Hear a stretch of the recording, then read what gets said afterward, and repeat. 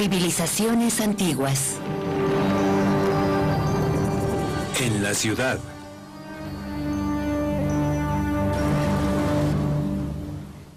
¿Qué te viene a la mente cuando piensas en cultura? Shakespeare, la música clásica, pinturas antiguas. Lo que estamos viendo también es parte de la cultura.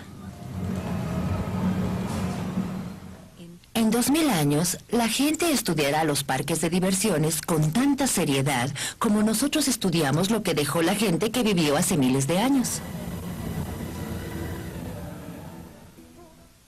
Bueno, ¿y qué dices de esto?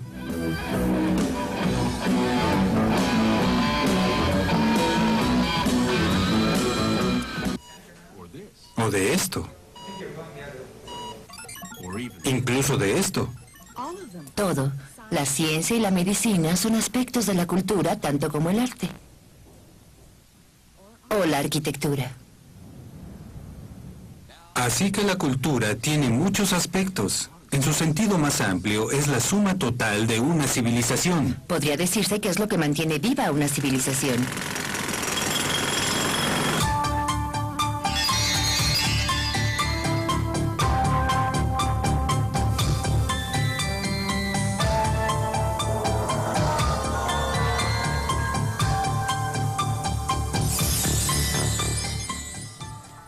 En el pasado, los puntos más altos de una cultura se alcanzaron cuando una civilización florecía en todos sus niveles.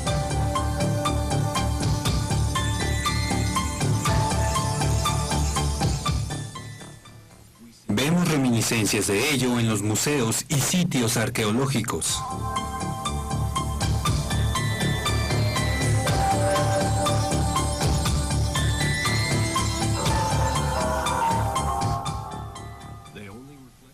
Solo reflejan una pequeña parte de la grandeza que hace mucho tiempo desapareció.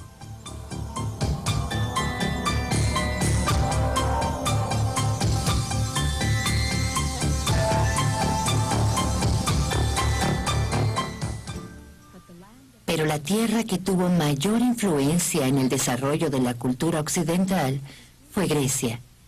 En su arquitectura,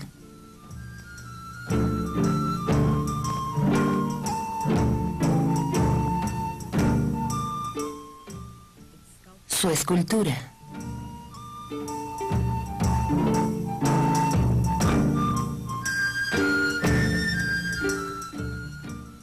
su literatura y teatro,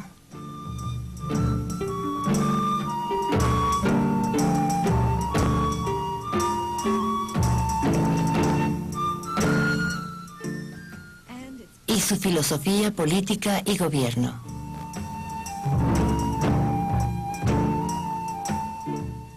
La democracia, nuestro sistema de gobierno, originalmente vino de los griegos. El esplendor de la cultura griega fue hace 2500 años. Se dio en Atenas, de donde provienen pinturas como esta.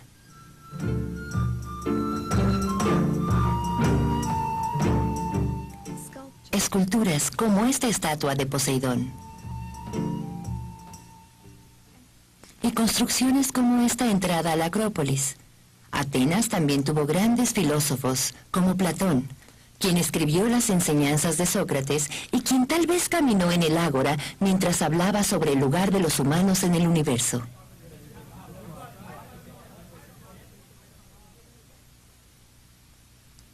Y poetas, como Safo, quien escribió este poema a su hija. Tengo una niña, tan bella como las flores doradas. Micleis es todo mi interés. No la abandonaría por el dominio de Lidia, ni por tierra sin fin. Uno de los poetas más grandes de todos los tiempos fue Homero. Vivió alrededor de 150 años antes que Safo, y su obra se aprendía y citaba constantemente. Es autor de dos de las obras maestras más célebres de toda la literatura. La Ilíada, que trata sobre la guerra de Troya,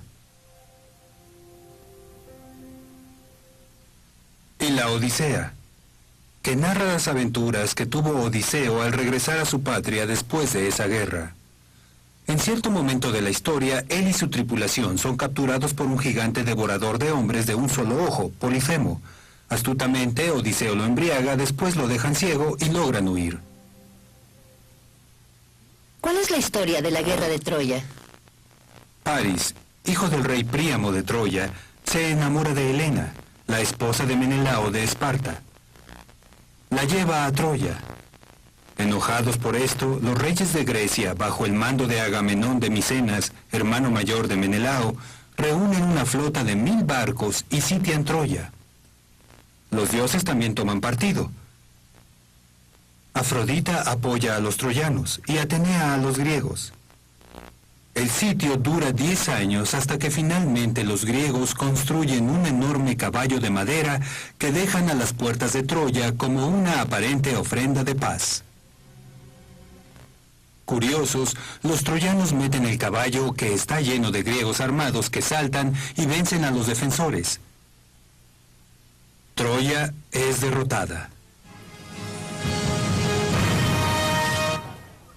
Los griegos no solo tuvieron una gran influencia en el mundo occidental. También tuvieron un gran impacto en Oriente.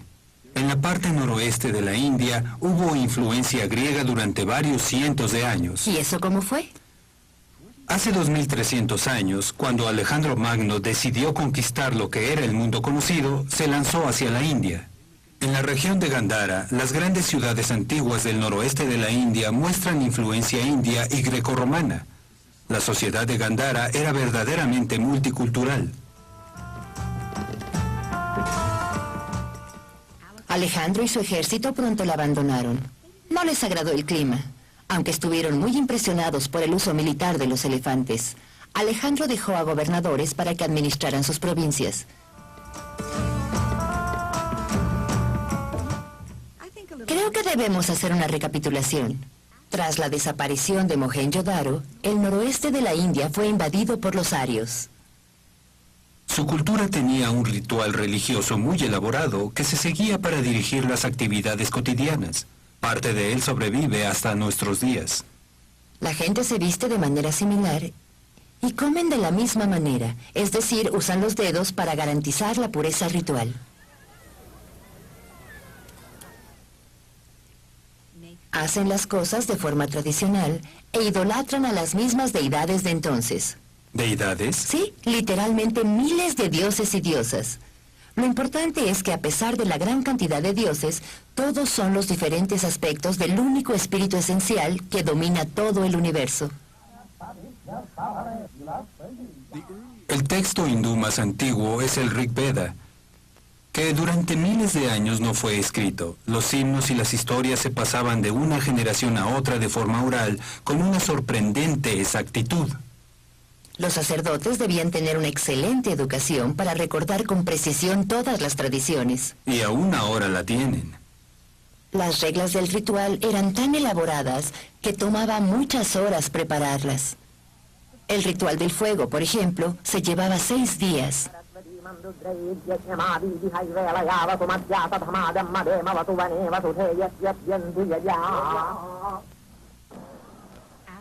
Después, el templo recién construido se quemaba. Otros rituales duraban más de 1 año. Y uno se prescribía para tener una duración de 1000 años. La gente se está purificando bañándose en el Ganges, el río más sagrado de toda la India.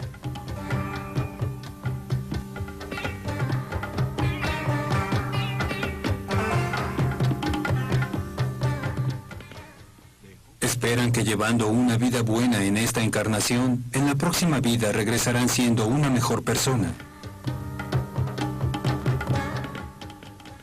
La reencarnación es uno de los principios del hinduismo. Varios siglos antes de que Alejandro invadiera la India... Situémonos en el tiempo. ¿Qué sucedía en el mundo mediterráneo en ese momento? Los etruscos eran una civilización floreciente. Muy bien, solo quería saber dónde estábamos. Bueno, como estaba diciendo, hace 2600 años, un joven noble de la India llamado Gautama se sintió insatisfecho con su vida y emprendió un viaje en busca de un significado más profundo de la vida. Él enseñó que una persona puede romper el ciclo eterno de la reencarnación y alcanzar la iluminación al desprenderse de todos los deseos terrenales. Se le conoce como el Buda, que significa el iluminado, como ya habíamos visto. El budismo es una religión que aún ahora se practica. Después desapareció de la India, pero sus discípulos lo llevaron a China, que tiene una civilización tan antigua y sofisticada como la de la India, aunque es muy diferente.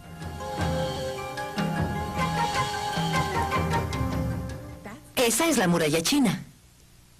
La muralla más famosa del mundo.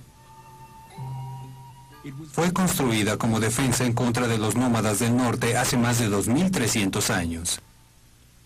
Desde entonces se ha restaurado varias veces. Se extendía por casi 4.500 kilómetros y tenía 25.000 torres de vigilancia. Dicen que es la única estructura hecha por el hombre que se ve desde la luna. Eso dicen. Dijiste que la civilización china es tan antigua como la India. Hace 4.000 años ya fundían bronce, que es un proceso muy complicado y difícil y que requiere de una gran habilidad. Pero el apogeo de la fundición del bronce ya se había alcanzado durante la dinastía Shang, hace más o menos 3.200 años, y se prolongó durante otros 1.000 años. Se hacían piezas sorprendentes como esta. Y esta. Y esta. ¿Y la cultura china? Bueno, China es un país enorme, más grande que la India e infinitamente más grande que Grecia. Hace 2000 años se estimaba que su población era de 60 millones. Consistía en muchos grupos étnicos con sus propias tradiciones culturales. Pero geográficamente ha estado aislada del resto del mundo. Por el desierto al noroeste. Montañas al sur y al oeste. Y por el Océano Pacífico al este. ¿Crees que su aislamiento haya sido un factor importante para el desarrollo de su cultura? En muchas maneras, su perspectiva ha sido diferente de la de otros pueblos, no en lo esencial, sino en la orientación, como su brújula. La aguja apuntaba al sur, no al norte. La historia china habla de una era de oro presidida por sabios gobernantes. ¿Se sabe cuándo vivieron? Nadie está seguro de si realmente existieron o no, pero de cualquier manera, los emperadores siempre eran juzgados por cuánto habían seguido a los sabios gobernantes o cuánto se habían apartado de su ejemplo. Un hombre que sí existió y que constantemente se refería a los sabios gobernantes fue el filósofo Confucio. Fue más o menos contemporáneo de Buda. Tuvo una enorme influencia en el pensamiento chino.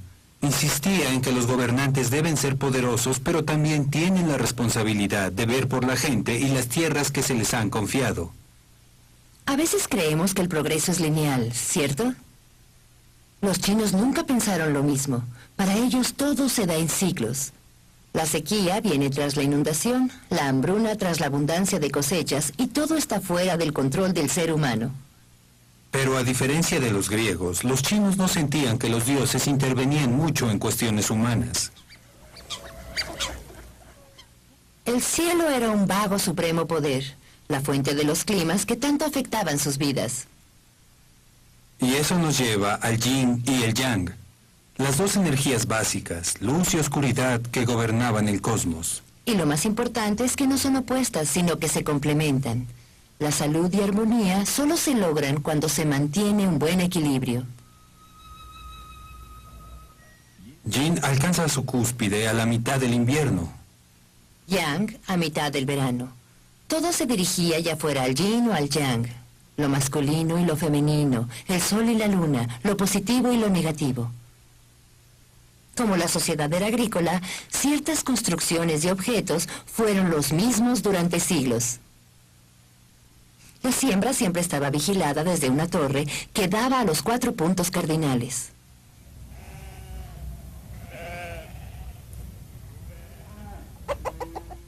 El granero era una de las construcciones más importantes, donde se almacenaba el grano para la alimentación o trueque. El agua venía de pozos. El retrete a menudo estaba sobre los chiqueros. En 2000 años, las tazas y las cucharas no han cambiado mucho. Afortunadamente para los arqueólogos, cuando alguien moría, sobre todo los gobernantes y los ricos, la tumba se llenaba con cosas que habían usado en vida. En 1974, una de las tumbas más extraordinarias jamás descubiertas estaba cerca de la de un emperador que vivió hace 2220 años. No muy lejos de ahí había enterrados 7000 soldados y caballos de terracota de tamaño natural. Con un ejército de ese tamaño para defenderlo, el emperador no tendría ningún problema en la otra vida. Para nuestro punto de vista del siglo XX, lo más emocionante es que aún queda mucho por desenterrar, misterios que resolver en todo el mundo. Y un área que sigue siendo un misterio tremendo está a medio mundo de distancia de China, Centroamérica. Aquí, hace 1500 años, vivieron los mayas, un pueblo que ha impactado la imaginación de quienes han visto sus pirámides. En la cúspide de su cultura tenían el calendario más preciso diseñado por una civilización antigua y habían calculado la duración del año solar exacto hasta la segunda cifra decimal. Se establecieron en Centroamérica. Se han identificado docenas de sitios importantes, pero aún hay muchos por descubrir. Eran grandes escultores, artistas y arquitectos. Estos templos se encuentran en Palenque.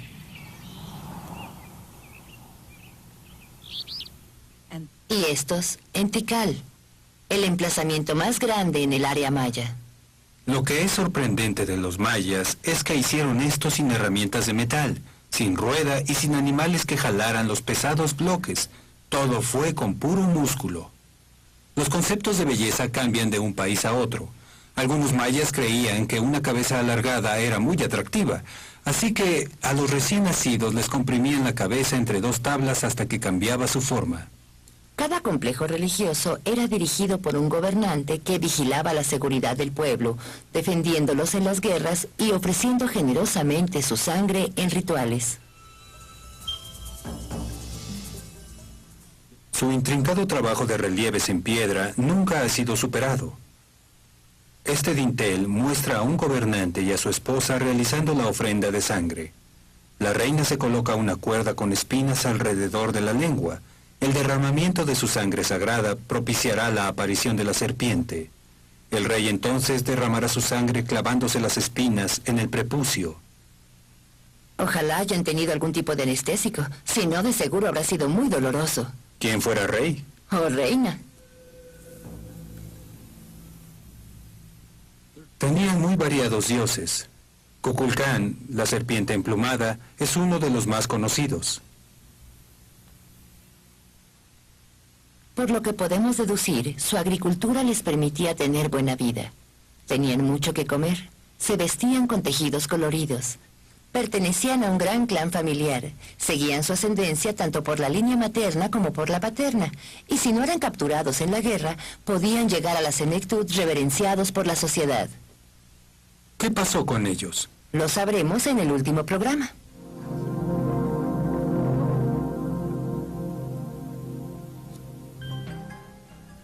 Ahora volvamos a Grecia, a su edad de oro, hace 2400 años. ¿Cómo era la vida durante esta época de brillantes logros culturales? ¿Cómo vivían los artesanos y los obreros? Apenas hay luz, pero aquí se levantan temprano. El desayuno consiste en un trozo de pan remojado en vino. Se sale de la casa y se recorre la estrecha y sucia calle. ¡Uy! Casi te dan. ¿No hay servicios sanitarios? No. Todo el mundo arroja su suciedad a la calle y se dirige al mercado, el ágora. Por cierto, son los hombres quienes hacen las compras, no las mujeres. Así es.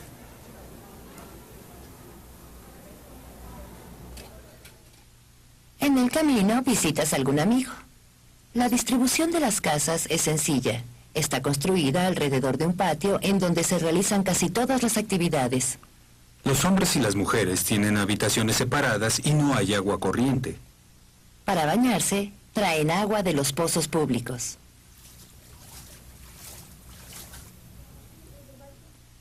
Sus jarrones nos describen todos los aspectos de sus vidas.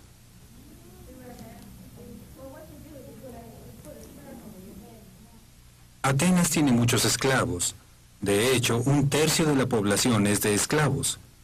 En todas las casas hay algunos, tanto hombres como mujeres.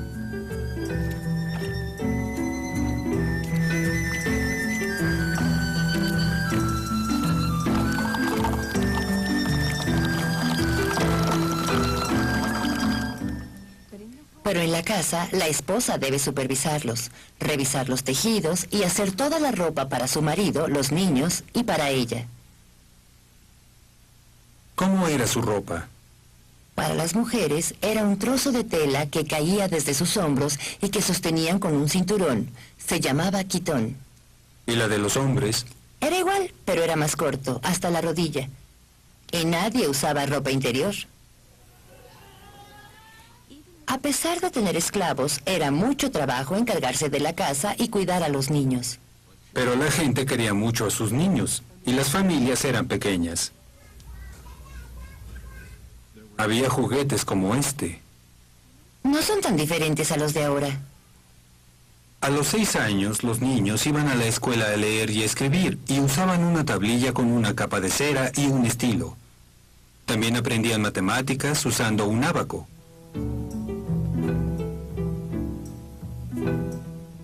Canto y danza, y aprendían a tocar las flautas. Las niñas no iban a la escuela, pero eran educadas en casa. La mayoría aprendía todas las habilidades que una buena esposa debía tener, pues la edad casadera era a los 14 años. Había que saber cómo coser y hacer tela. El día de la boda se preparaba con mucha anticipación, con mucha decoración y recibimiento de regalos. Tal vez frascos de perfume. Casi siempre los matrimonios eran arreglados por los padres y la fiesta de bodas era todo un acontecimiento.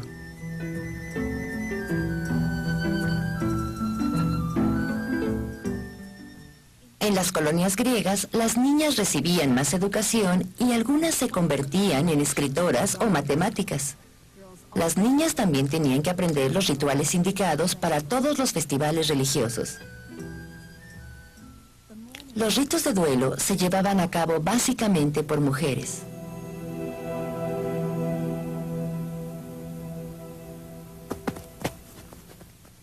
Después de pasar la mañana en la escuela, los niños pasaban la tarde practicando en el gimnasio.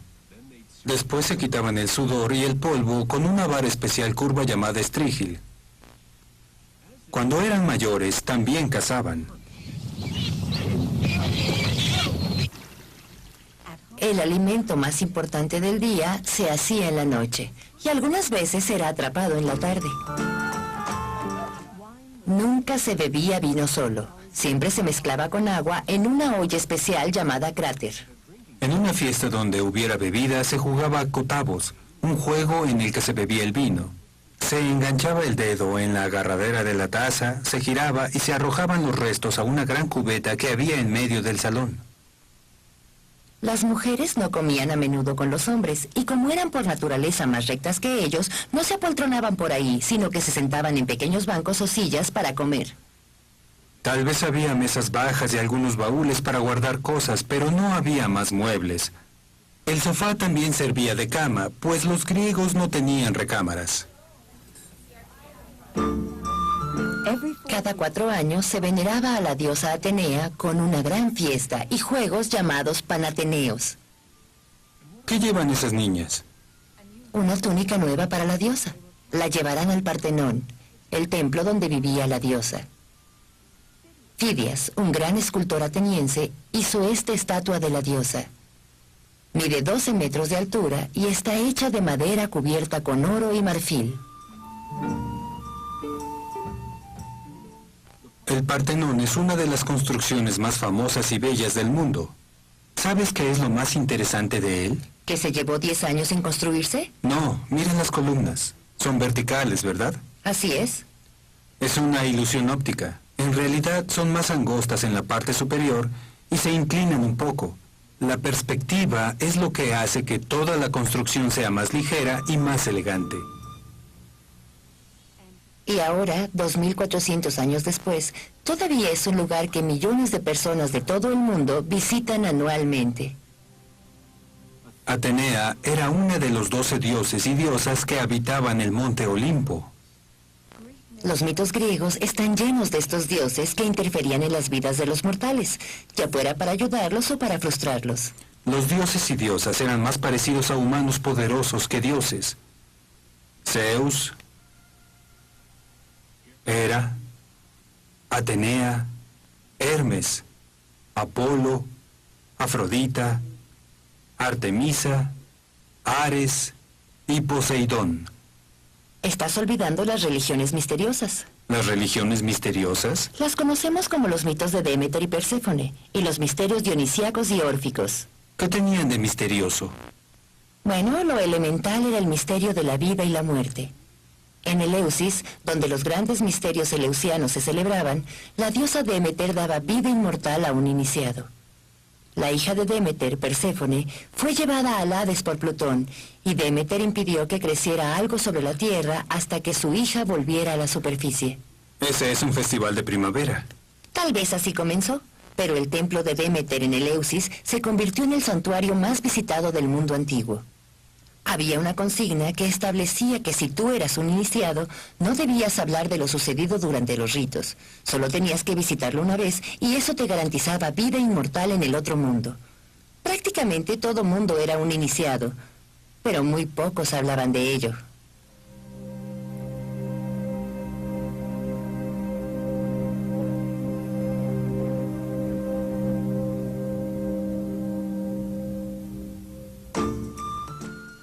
Y así volvemos a la Edad de Oro de Grecia, recordando que el apogeo de su cultura dependió de todo lo que había sucedido antes. Estas figuras de las Cícladas pasaron por diferentes formas. Antes de convertirse en esta Artemisa. Así como estas otras, antes de convertirse en este joven de bronce. Sin embargo, han sido la inspiración de artistas de nuestro siglo, Picasso y Modigliani. Esa es solo una de las formas en que el pasado ha influido en nuestra cultura. En el siguiente programa exploraremos muchos legados más que nos dejaron las antiguas civilizaciones.